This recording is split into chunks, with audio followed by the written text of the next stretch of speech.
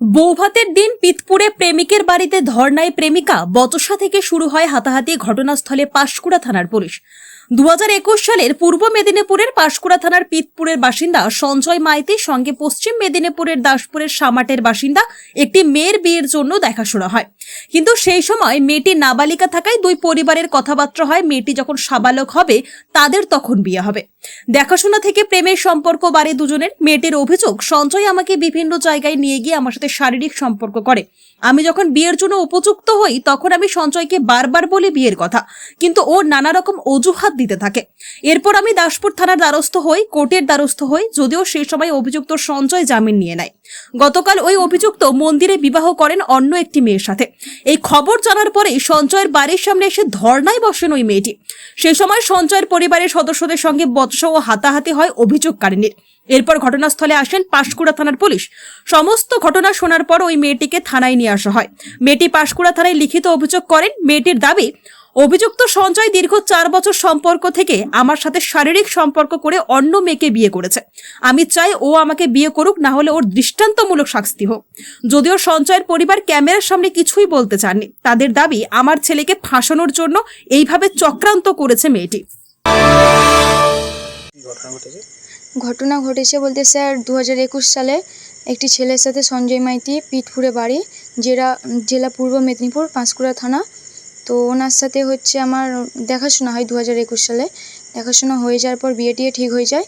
তারপর আমরা দুজনে ঘুরতে যাই, এমনকি ডেটে উনি আমাকে অন্য জায়গায় নিয়ে গেছে, খারাপ সম্পর্ক করেছে আমার সাথে। তো আমি তখন নাবালক ছিলাম। তো আমার সাথে জোর জবরদস্তি করে ওইসব করেছে। করার পরে আমি যখন বললাম 2023 সাল হয়ে গেল, আমার যখন 18 বছর হয়ে যাওয়ার পর আমি ওনাকে বললাম যে চলো তাহলে বিয়ে করে লে। উনি বলছে না, আমি তোমাকে বিয়ে করতে পারবো না, আর হচ্ছে আমি পারবো না তোমাকে বিয়ে করতে। তো কেন, কিসের জন্য আমি জিজ্ঞাসা করলাম, আমাকে কিছুই এসব বলেনি। তো ঘুরতে যাওয়া আমার সাথে মানে স্বামী স্ত্রীর মতো সবই হয়ে গেছে ওর সাথে। হয়ে যাওয়ার পর তো আমি জানতে পারি ওর বাড়িতে যে ও ছেলের বিয়ে হয়েছিল। ছেলে তখন বউ আর বাড়িতে মানে নাই, তো ঘর করেনি সে। তার সাথেও মানে নির্যাতন, নারী নির্যাতনের কেস চলছিল। কেস চলাকালীন আমার সাথে দেখাশোনা হয়।